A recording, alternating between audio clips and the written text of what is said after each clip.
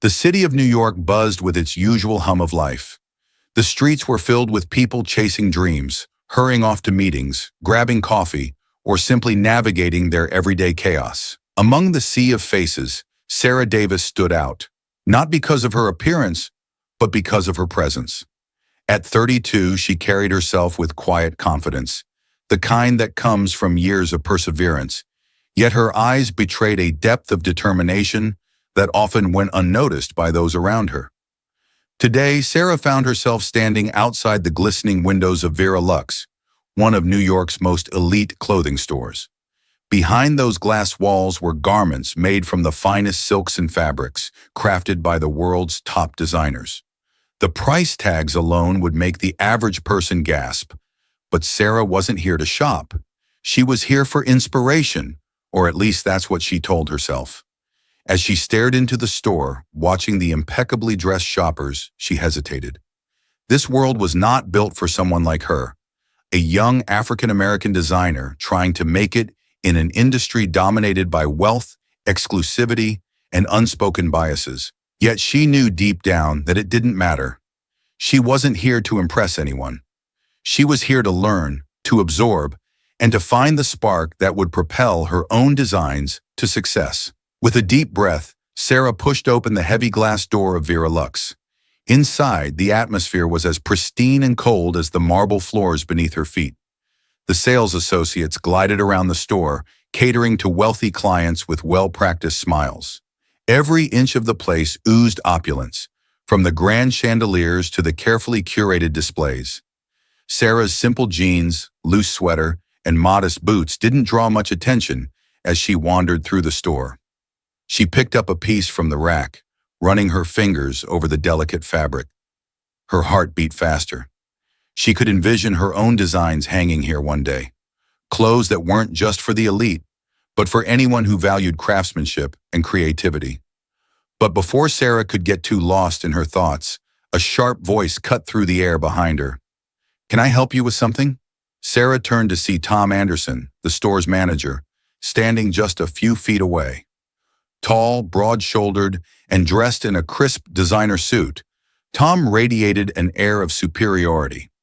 His sharp features were softened only by the smirk that curled at the corner of his lips. To most, Tom was the epitome of success, a man who had risen through the ranks to become CEO of Vera Lux. But to Sarah, there was something unsettling in his gaze. "I'm just browsing," Sarah replied calmly, holding his stare. Tom looked her up and down, his eyes narrowing, as if trying to calculate her worth in a single glance. He was good at this, identifying the right kind of customer. The wealthy, the well-connected, people who would spend without thinking twice. And Sarah, in his opinion, didn't fit that mold. "We have some more affordable options in the back," he said, his tone polite but condescending. Sarah blinked, taken aback by his remark. She hadn't asked for help, nor had she implied she was looking for something cheap. Still, she kept her composure. "Thank you," she replied, her voice even, "but I'm fine where I am." Tom's smirk widened slightly, clearly unimpressed by her response. "These pieces," he gestured to the rack in front of her, "are quite exclusive. You might want to stick to something more accessible." The insult was subtle but unmistakable. Sarah could feel the heat rising in her chest, but she didn't give him the satisfaction of seeing her ruffled. Instead, she smiled, a cold, polite smile that masked the simmering anger inside her. "I'll keep that in mind," she said, before turning her attention back to the dresses. Tom lingered for a moment, clearly dissatisfied with her lack of reaction. When he finally moved on, Sarah let out a slow breath, her fingers still gripping the delicate fabric of the dress she had been admiring. She had faced this kind of attitude before. It was nothing new, but it didn't make it any less infuriating.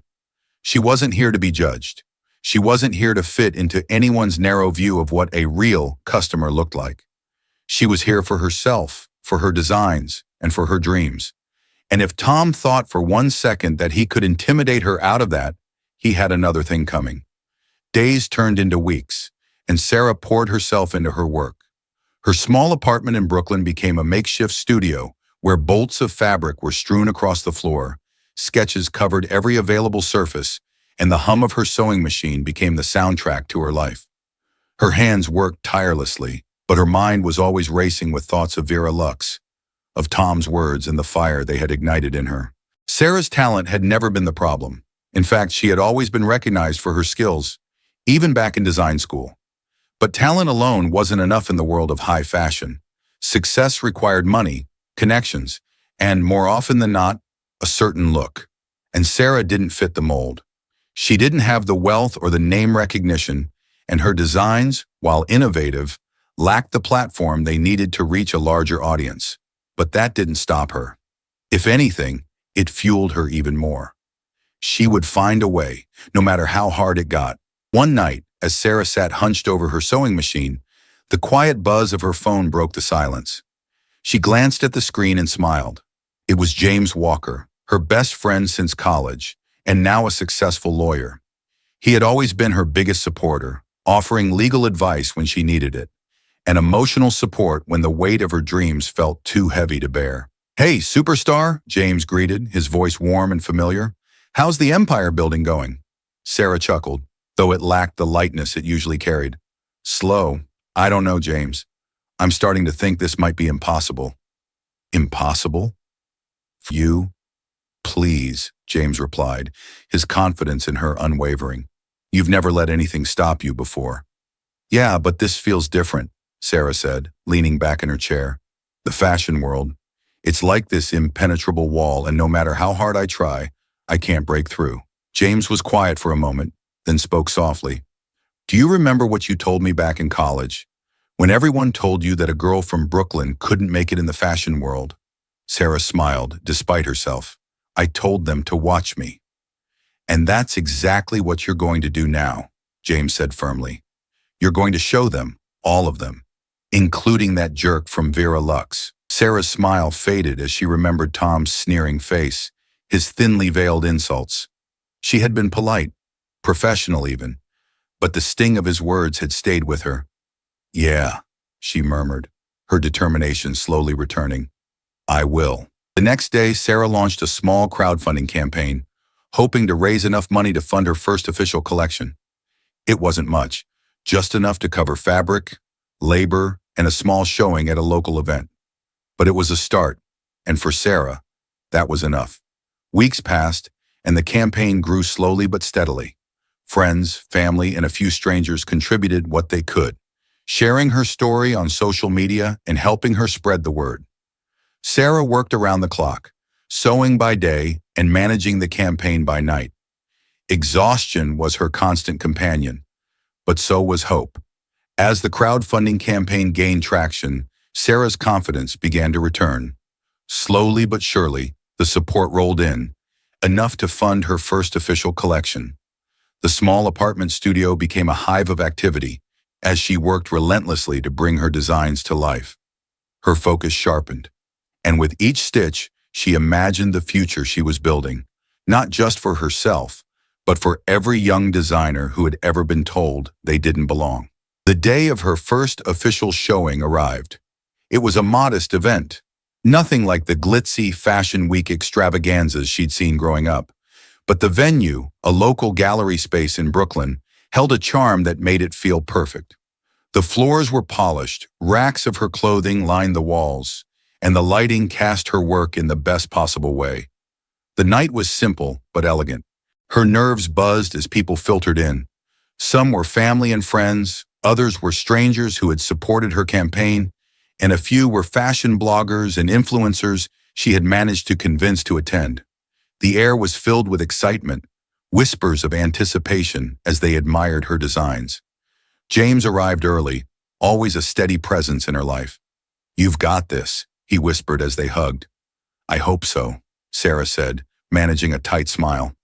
As the night wore on, the feedback was overwhelmingly positive.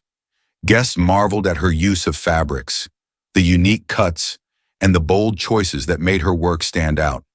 It was a victory, albeit a small one. But for Sarah, it was enough to fuel her next move. Later that evening, as the gallery emptied out, James approached her with a wide grin. "You were a hit!" Sarah smiled, the exhaustion of the past weeks catching up with her. "It's a start. You're being humble," James replied, shaking his head. These people loved your designs.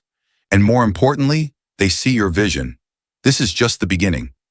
But just as Sarah was about to bask in the small success, her phone buzzed in her pocket. She pulled it out, her heart skipping a beat when she saw an email notification from Vera Lux. The subject line read, "Your collection, invitation to discuss potential partnership." Her breath caught in her throat. A potential partnership? With Vera Lux?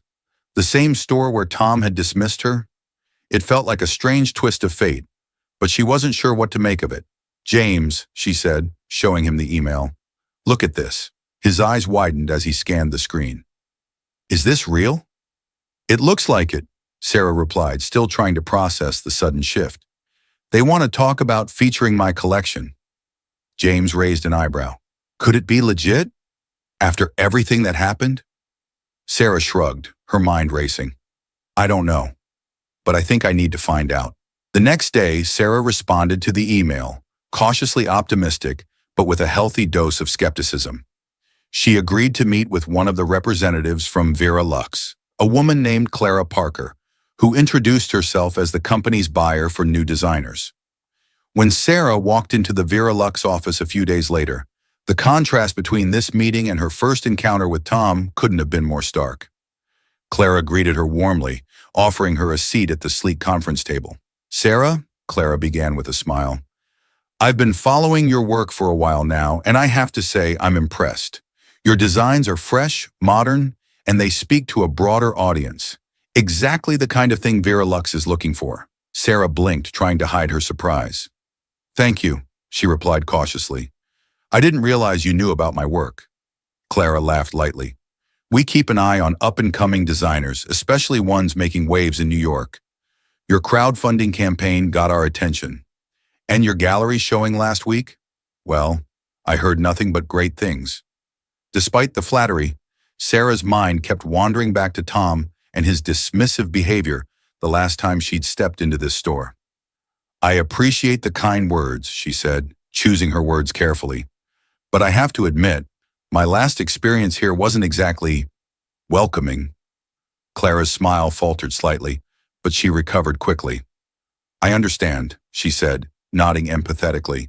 "Tom can be a bit old school. He has his ways of doing things, and sometimes those ways don't align with the direction we're trying to take as a company." Sarah's curiosity piqued. "What direction is that?" Clara leaned forward, her expression sincere. "We're trying to modernize.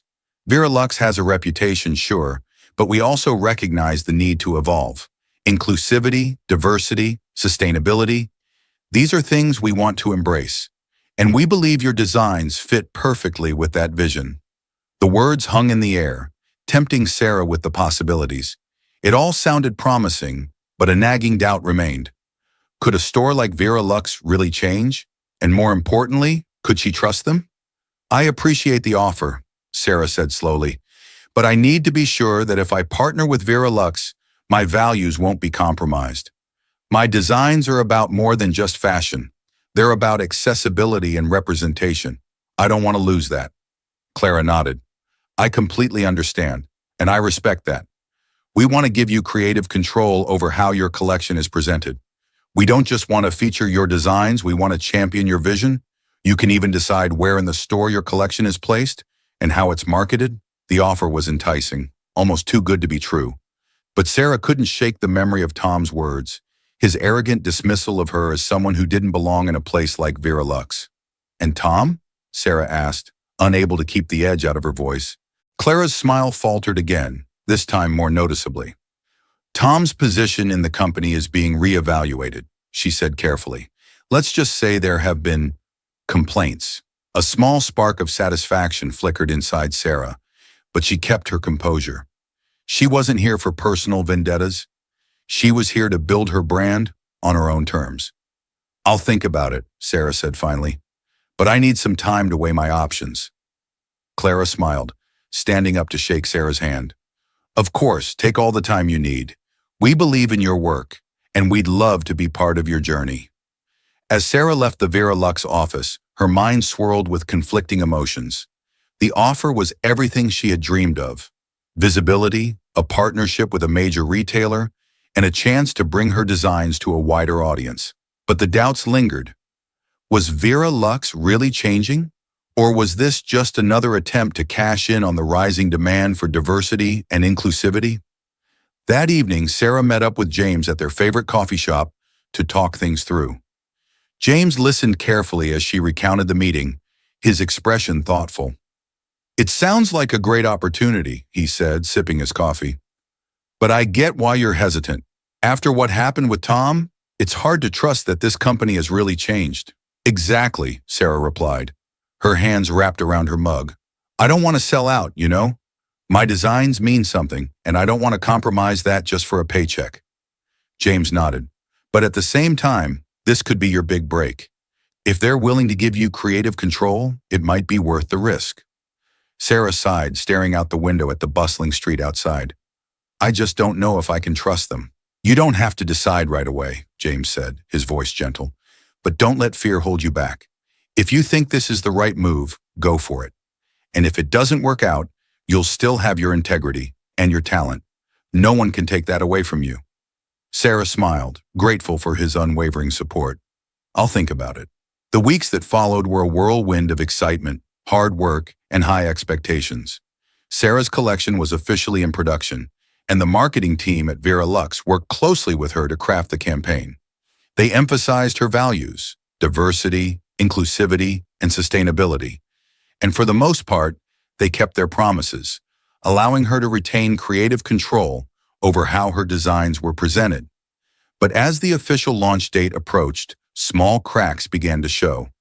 The first sign came when Sarah visited the Vera Lux flagship store to inspect the layout where her collection would be displayed. She walked through the sleek aisles, her heart pounding with a mixture of pride and anxiety. This was it, her moment. But when she arrived at the section designated for her designs, a sinking feeling washed over her. Her collection, which had been marketed as inclusive and accessible, was tucked away in a corner, far from the store's main displays. Instead of being highlighted in the window or near the entrance, it was almost hidden, as if it were an afterthought. Worse still, the racks around her designs were filled with the same luxury items Vera Lux had always been known for. Exclusive, high-end clothing with price tags that alienated the very people Sarah had hoped to reach. Clara greeted her as she arrived, smiling warmly. "Isn't it exciting? Your collection is finally here." Sarah's smile felt forced. "It is," she said slowly. "But I'm a little surprised at where my designs are placed. I thought we agreed they would be part of the main display." Clara's smile faltered slightly. "Oh yes, well, we had to make some last-minute adjustments to the floor plan. But don't worry, your collection will still get plenty of attention. This section actually sees a lot of foot traffic." Sarah glanced around the store. The foot traffic Clara mentioned was noticeably lacking in this part of the store. Most of the customers were concentrated near the front, where Vera Lux's traditional luxury brands were prominently displayed. "Clara," Sarah said, trying to keep her voice steady, "this placement doesn't align with the vision we discussed. My collection is supposed to be about inclusivity and accessibility, but it feels like it's being pushed to the side." Clara's expression softened, and she placed a hand on Sarah's shoulder. "I understand your concerns, and I promise we'll revisit the layout after the launch. But for now, we had to prioritize some of our legacy brands." "It's just business, Sarah. You'll get your moment to shine, I promise." Sarah nodded slowly, but the pit in her stomach remained. She had worked too hard to see her design sidelined like this, and she couldn't shake the feeling that something wasn't right. Still, she told herself to give it time. Maybe once the collection officially launched, things would improve. The day of the collection's official debut was both exhilarating and nerve-wracking. Vera Lux had planned a glamorous launch event, complete with influencers, fashion journalists, and high-profile guests. Sarah stood near the entrance, dressed in one of her own designs, nervously watching as people filed into the store. James arrived shortly after, giving her a reassuring smile. "This is your night," he said, pulling her into a quick hug. "You've earned it." But as the evening progressed, Sarah couldn't help but notice the lack of attention her collection was receiving. The event seemed to revolve more around the established luxury brands Vera Lux had always catered to. People barely glanced at her section, and when they did, it was often with polite disinterest. The promise of inclusivity and accessibility felt like little more than a marketing gimmick. Her heart sank when she overheard a conversation between two high-profile guests, both decked out in designer attire. They were standing near her section, examining one of her pieces with raised eyebrows.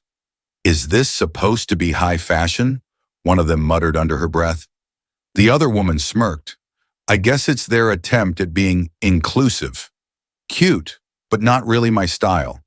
Sarah's face flushed with anger and embarrassment. She had poured her heart into this collection, designing pieces that were both stylish and accessible to a wider audience.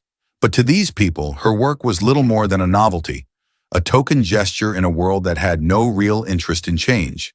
James noticed the shift in her mood and approached her, concern etched across his face. "What's going on?" Sarah shook her head, her voice barely above a whisper. "This isn't what I wanted. I thought Vera Lux was serious about embracing inclusivity, but it feels like they're just using my designs to check a box. No one's even looking at my collection." James frowned, glancing around the room. "You're right. It feels like they're trying to keep the focus on their usual clientele." Sarah's eyes filled with frustration. "I can't believe I let this happen. I trusted them, but it feels like they've pushed me aside." Before she could say anything more, Clara appeared at her side, her usual warm smile in place. "Sarah, how are you enjoying the event?" Sarah forced a smile, but her frustration bubbled to the surface. "It's fine," she said slowly. "But I have to admit, I'm disappointed with how my collection is being presented. It doesn't feel like the inclusivity we talked about is being reflected here tonight." Clara's smile faltered, but she quickly recovered. "I understand your concerns, Sarah, but this is just the beginning. We have to be strategic about how we introduce new concepts to our clientele. These things take time. We'll work on expanding your presence in the store, I promise." But Sarah wasn't convinced. She had heard enough empty promises, and the more she thought about it, the more it felt like Vera Lux was simply using her collection to give the appearance of inclusivity without making any real changes to their business model. That night, after the event ended and the last guest had left, Sarah sat with James in her apartment, the weight of her disappointment heavy on her shoulders.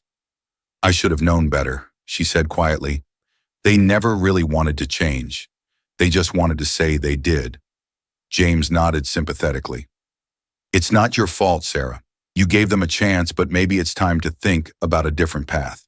In the days that followed, Sarah wrestled with her next move. Part of her wanted to confront Vera Lux and demand that they do more to support her vision. But another part of her feared that they would never truly embrace the changes she wanted to make. The company's focus on exclusivity and luxury was too ingrained in their culture. Then, a few weeks later, a breaking point arrived. Sarah received a call from Clara, who was clearly nervous. "Sarah, I need to talk to you about the next phase of the collection," Clara began, her voice hesitant. "What about it?" Sarah asked, her stomach tightening. "We've decided to make some adjustments to how your collection is presented in the store.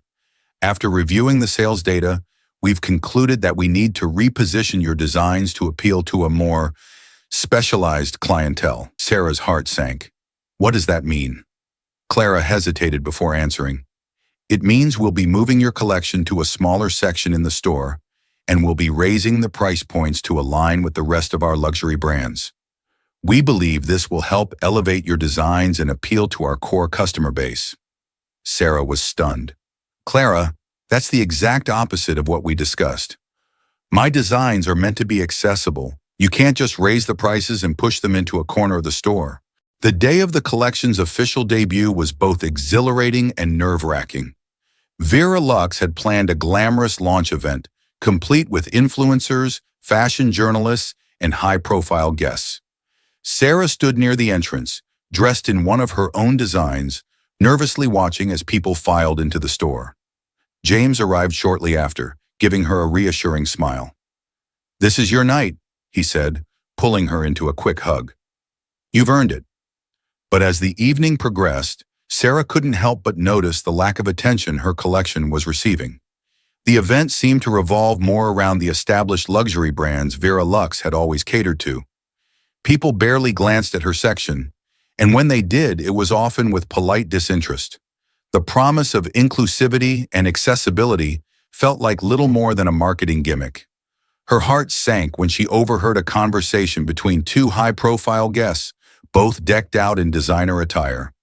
They were standing near her section, examining one of her pieces with raised eyebrows. "Is this supposed to be high fashion?" one of them muttered under her breath. The other woman smirked. "I guess it's their attempt at being inclusive. Cute, but not really my style." Sarah's face flushed with anger and embarrassment. She had poured her heart into this collection, designing pieces that were both stylish and accessible to a wider audience. But to these people, her work was little more than a novelty, a token gesture in a world that had no real interest in change. James noticed the shift in her mood and approached her, concern etched across his face. "What's going on?" Sarah shook her head, her voice barely above a whisper. "This isn't what I wanted. I thought Vera Lux was serious about embracing inclusivity, but it feels like they're just using my designs to check a box. No one's even looking at my collection." James frowned, glancing around the room.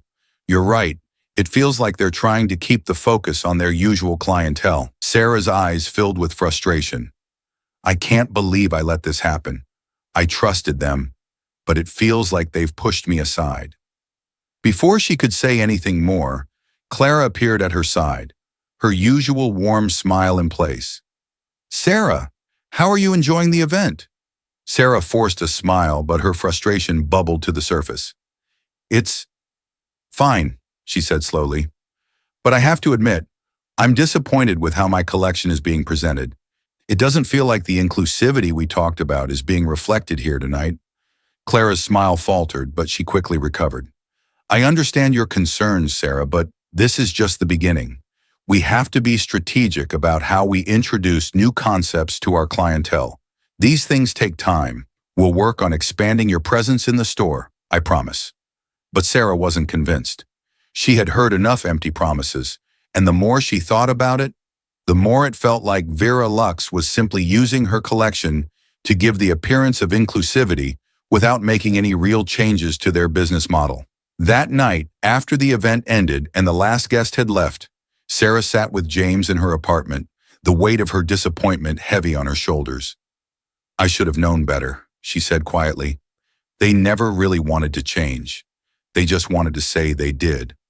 James nodded sympathetically. "It's not your fault, Sarah. You gave them a chance, but maybe it's time to think about a different path." In the days that followed, Sarah wrestled with her next move. Part of her wanted to confront Vera Lux and demand that they do more to support her vision. But another part of her feared that they would never truly embrace the changes she wanted to make. The company's focus on exclusivity and luxury was too ingrained in their culture. Then, a few weeks later, a breaking point arrived. Sarah received a call from Clara, who was clearly nervous. "Sarah, I need to talk to you about the next phase of the collection," Clara began, her voice hesitant. "What about it?" Sarah asked, her stomach tightening. "We've decided to make some adjustments to how your collection is presented in the store. After reviewing the sales data, we've concluded that we need to reposition your designs to appeal to a more specialized clientele." Sarah's heart sank. "What does that mean?" Clara hesitated before answering. "It means we'll be moving your collection to a smaller section in the store, and we'll be raising the price points to align with the rest of our luxury brands. We believe this will help elevate your designs and appeal to our core customer base." Sarah was stunned. "Clara, that's the exact opposite of what we discussed. My designs are meant to be accessible. You can't just raise the prices and push them into a corner of the store." Sarah sighed, knowing he was right, but the financial pressures still weighed heavily on her. "I just don't know how much longer I can keep going like this." James leaned in, his expression serious. "What if you don't have to do it alone? Have you thought about looking for investors, people who believe in your vision and are willing to support you?" Sarah hesitated. "Investors? I don't know, James. I've seen what happens when big money gets involved. I don't want to lose control of my brand again." "You don't have to sell out," James said quickly. There are investors out there who align with your values. You just need to find the right ones. You've already built a strong foundation. Now it's about scaling without losing what makes your brand special. Sarah considered his words carefully. She had been so focused on building everything herself that she hadn't even thought about bringing in outside help. The idea of giving up some control scared her, but James was right. If she wanted her business to grow, she needed resources and support. The next few weeks were a whirlwind of meetings with potential investors. Sarah was cautious, making sure to align herself with people who understood and respected her vision. She met with a few larger firms, but their focus on quick profits and rapid scaling didn't sit well with her. She refused to compromise her values for the sake of growth, even if it meant turning down substantial offers. One day, she met with a smaller group of investors who had a background in socially conscious businesses. They believed in sustainable fashion, ethical production, and inclusivity, everything Sarah had been fighting for. The meeting went well, and after several weeks of negotiations, they agreed to invest in her brand, providing the financial backing she desperately needed without demanding control over her creative vision. With the new investment, Sarah was able to scale her production, hire more staff, and expand her marketing efforts. She also invested in her community, partnering with local artisans and smaller boutiques to bring her designs to brick-and-mortar stores across the country. Her collection was no longer just an online phenomenon. It was becoming a movement. As her brand grew, so did her reputation. Fashion magazines that had once overlooked her began to take notice, featuring her designs in their pages and praising her commitment to inclusivity. Celebrities and influencers who genuinely believed in her mission started wearing her pieces, sharing them with their followers and helping to spread the word. But the most gratifying part for Sarah was the feedback from her customers. Women from all walks of life sent her messages, thanking her for creating clothes that made them feel beautiful and confident. Her brand wasn't just selling clothes, it was changing lives. One afternoon, Sarah received an email from a woman named Elena. The subject line read, "Thank you for seeing me." Sarah opened the email, her heart already swelling. "Dear Sarah, I just wanted to take a moment to thank you for what you've created. I've always struggled to find clothes that made me feel comfortable in my own skin. The fashion industry has never felt like it was made for people like me, someone who doesn't fit the mold of what society says is beautiful. But when I found your brand, something changed. For the first time, I felt seen. Your designs are beautiful, yes, but more importantly, they're designed for real women like me. I bought a dress from your collection, and when I put it on, I felt something I hadn't felt in a long time. Confidence. Thank you for creating something that goes beyond fashion. You've given me, and so many others, a reason to feel proud of who we are. With gratitude, Elena." Sarah wiped away tears as she read the message. This was why she had fought so hard. This was what it was all for. As Vanessa sat in her office reviewing the store's operations, a knock on the door interrupted her thoughts. It was Sarah, the young employee who had been enthusiastic about the store's new direction. "Vanessa, can I have a moment?" Sarah asked, her usual bright smile replaced with a troubled expression. "Of course, Sarah. Come in. What's on your mind?" Vanessa motioned for her to sit down. Sarah hesitated for a moment before speaking. "I don't know how to say this, but I overheard something disturbing. One of the suppliers we've been working with, well, they've been cutting corners. They're claiming their materials are sustainable, but that might not be the whole truth." Vanessa's heart sank. They had been so careful about choosing ethical suppliers to align with their new brand values. "What did you hear exactly?" "I heard Robert and Jamal talking about it in the break room. Jamal mentioned that a friend of his, who works at the supplier, let it slip that they've been importing cheaper materials to maximize profits. They're not as eco-friendly as they claim." Vanessa leaned back in her chair, processing the information. If this was true, it would be a huge blow to their new line and the trust they had built with their customers. "I appreciate you bringing this to my attention, Sarah," Vanessa said, her tone serious. "We need to look into this immediately. If it's true, we'll have to take action." Sarah nodded. "Do you want me to dig deeper?" "I can ask around discreetly." "Yes, please. But be careful and don't let anyone know you're investigating." After Sarah left, Vanessa felt the weight of responsibility settle heavier on her shoulders. Every decision she made could have a ripple effect on the store's future. As much as she wanted to trust her team and suppliers, she knew the stakes were too high to ignore any warning signs. Over the next few days, Sarah gathered information quietly. She confirmed that the supplier was indeed using inferior, non-sustainable materials while charging them premium prices. Worse yet, they had forged the certification that claimed their products were eco-friendly. Vanessa was livid but kept her emotions in check. Confronting the supplier directly would only cause them to cover their tracks further. She needed to handle this strategically, ensuring that the store's reputation remained intact while severing ties with the unethical company. Vanessa called a meeting with James and Sarah. Together, they devised a plan to slowly phase out the supplier while simultaneously launching an investigation into their business practices. They would find a replacement supplier who genuinely adhered to sustainable practices, even if it meant delaying the launch of their new collection. "Are you sure you want to delay the collection?" James asked, his brow furrowed in concern. "It's risky, Vanessa. We've already invested a lot of money in marketing." Vanessa didn't hesitate. "I'd rather take a financial hit than compromise on our values. If we lose customer trust, we lose everything." James nodded, admiration in his eyes. "All right, I trust your judgment." A few days later, an email from the supplier arrived in Vanessa's inbox. It was an apology, of sorts. They claimed that they had no idea their materials were not up to standard and promised to rectify the issue. But Vanessa could see through their excuses. It was too late for them to save face. As Vanessa was about to reply, a knock on her office door interrupted her. It was Jamal, the employee who had first discovered the supplier's deception. "Vanessa, can we talk?" he asked, looking nervous. "Of course, Jamal. Come in." Jamal sat down, fidgeting with his hands. "I know Sarah told you about the supplier, and I feel guilty for not bringing it to you sooner." "I didn't think it was my place." Vanessa gave him a reassuring smile. "You did the right thing by telling Sarah. I wish you had come to me directly, but I understand why you were hesitant." Jamal exhaled, clearly relieved. "I just want to help. I believe in what we're doing here, and I don't want to see it ruined by people who only care about money." Vanessa nodded, her respect for Jamal growing. "We're going to make this right. I'm pulling out of the deal with the supplier, and we'll find someone else who aligns with our values. But I need everyone on board for this transition.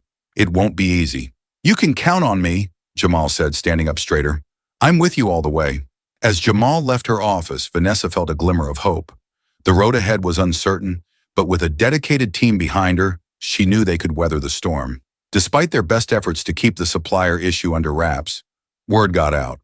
An article appeared online accusing the store of using non-sustainable materials in their supposedly eco-friendly line. The backlash was swift, with customers voicing their disappointment on social media. Vanessa knew she had to act quickly. She scheduled a press conference to address the issue head-on. Standing before a room full of reporters, cameras flashing, Vanessa felt a knot of anxiety in her stomach. But she pushed through, knowing that transparency was their only option. "Good afternoon," she began, her voice steady despite the tension in the room. "I want to address the recent allegations regarding our supplier. It has come to our attention that the materials they provided were not as eco-friendly as they claimed. We are taking immediate action to sever ties with this supplier and ensure that all future materials meet the highest standards of sustainability." A murmur rippled through the room, but Vanessa continued. "We understand the trust our customers have placed in us, and we are committed to maintaining that trust. This was a mistake, and we take full responsibility. But let me be clear, we will not compromise on our values. We will make this right." After the press conference, James approached her, a proud smile on his face. "You handled that perfectly, Vanessa. I think people will respect the honesty." Vanessa sighed, exhaustion washing over her. "I hope so. We'll need to rebuild some of that trust, but I believe our customers will appreciate our commitment to doing the right thing." In the weeks following the press conference, Vanessa and her team worked tirelessly to rebuild the store's reputation. They reached out to customers personally, offering refunds and explanations to those who felt betrayed by the supplier scandal. Vanessa also made sure to highlight the store's commitment to finding new ethical suppliers and improving their internal processes to prevent a repeat of this situation. Sarah took charge of organizing community outreach programs, collaborating with local artists and designers who shared their values. Meanwhile, Jamal, ever enthusiastic, led an internal training program to teach the staff how to better communicate the store's mission to customers. Despite the setback, the store began to regain its footing.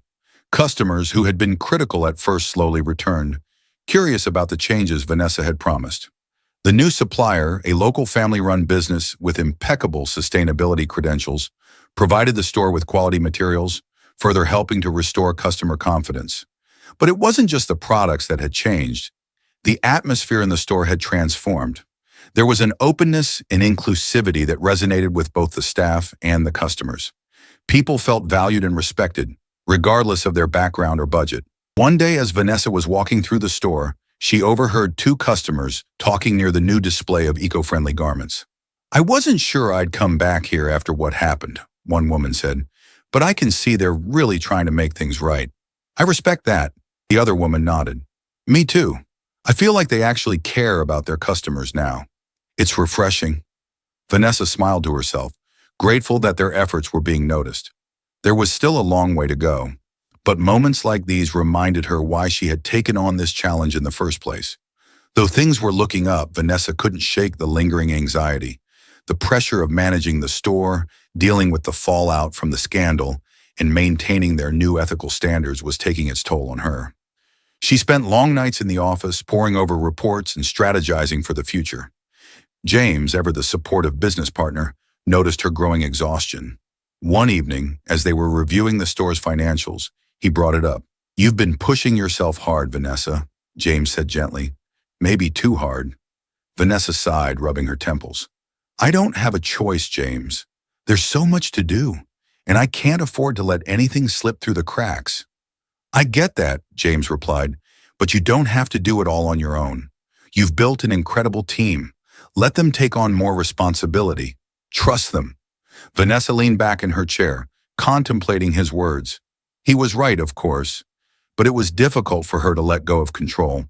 She had poured so much of herself into this store that it felt personal. Every success, every failure, it all weighed heavily on her. "I know," she said quietly. I make sure everything goes perfectly." James smiled sympathetically. "Perfection is impossible, Vanessa. But progress? Progress is you're already achieving. Don't burn yourself out trying to do everything." Vanessa nodded, appreciating his words. She knew she needed to delegate more and trust her team. They had proven themselves time and again, and she had to let them help carry the load. The next few months brought new challenges. The fashion industry, known for its resistance to change, wasn't entirely on board with Vanessa's vision of inclusivity and sustainability. Some longtime competitors began to mock the store's shift in direction, claiming that luxury and inclusivity couldn't coexist. Vanessa knew they were wrong, but the pressure mounted. Sales, while steady, weren't growing as quickly as she had hoped. To make matters worse, a major fashion magazine that had previously supported the store declined to feature their new collection, citing market concerns. Despite the setbacks, Vanessa remained steadfast. She leaned on her team more, just as James had advised. Sarah took on a larger role, leading initiatives to collaborate with smaller, ethical designers. Jamal expanded the store's social media presence, highlighting customer stories and promoting the idea that fashion was for everyone. But the biggest test of Vanessa's leadership came during an industry conference, where she was invited to speak on a panel about the future of fashion. She knew this was her chance to make a statement, to show the world that her vision was more than just a trend. The day of the conference arrived, and Vanessa found herself standing backstage, nervous but determined. As the moderator introduced her, she took a deep breath and walked onto the stage, greeted by a sea of industry professionals, designers, and journalists. The panel began with questions about trends and consumer behavior, but Vanessa knew the real challenge would come when they addressed her store's new direction. "So, Vanessa," the moderator said, turning to her with a knowing smile, "your store has made headlines recently for its shift towards inclusivity and sustainability. Some in the industry have criticized this move, saying that it's not compatible with the luxury market. How do you respond to that?" Vanessa paused for a moment, gathering her thoughts. She could feel the weight of the room's attention on her. But instead of feeling overwhelmed, she felt a surge of confidence. This was her moment to stand by her convictions. Luxury isn't about excluding people, she began, her voice clear and steady. It's about providing quality, craftsmanship, and an experience that makes people feel valued. For too long, the fashion industry has equated exclusivity with luxury. But that's a narrow and outdated view. The room was silent, hanging on her every word. We're redefining what luxury means, Vanessa continued. Our customers aren't just looking for beautiful clothes. They're looking for brands that align with their values. They want to know that their purchases are ethical, that the people who made them are treated fairly, and that the products are sustainable. Luxury and inclusivity can, and should, go hand in hand. There was a brief pause, then the audience erupted into applause. Vanessa glanced at the other panelists, some of whom looked surprised, while others nodded in agreement. She had said what many had been thinking but were too afraid to voice. In the months following the conference, the store's reputation grew stronger. Vanessa's speech had resonated not only with consumers, but also with other designers and industry leaders. Slowly, the tides began to turn. More brands reached out to collaborate, seeing the value in aligning with a store that prioritized ethics and inclusivity. Customers flocked to the store, excited to be part of something different, something meaningful. Sales began to pick up, and for the first time in months, Vanessa allowed herself to feel optimistic about the future. One day, as she walked through the store, watching her team interact with customers, Vanessa felt a sense of peace she hadn't felt in a long time. They had faced obstacles, made mistakes, and learned valuable lessons, but they had emerged stronger. James approached her, a proud smile on his face. "Looks like you've started a revolution, after all." Vanessa smiled, her heart full. "We've started a revolution, James.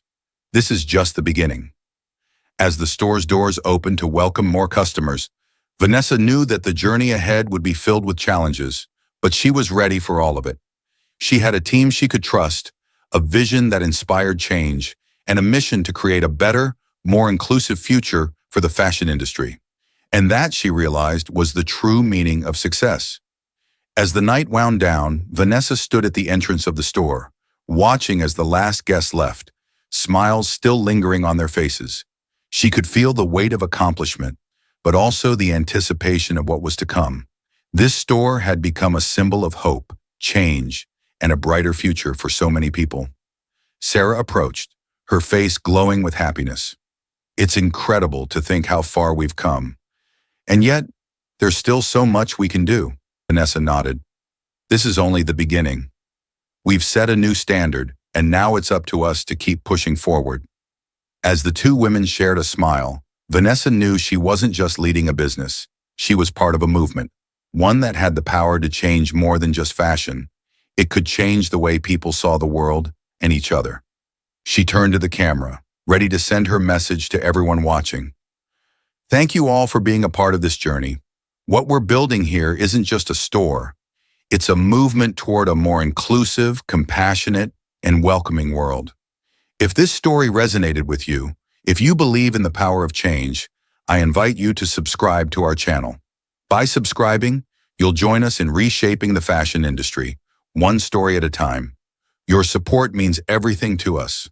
Thank you for watching, and together, we'll continue to create a better future for everyone.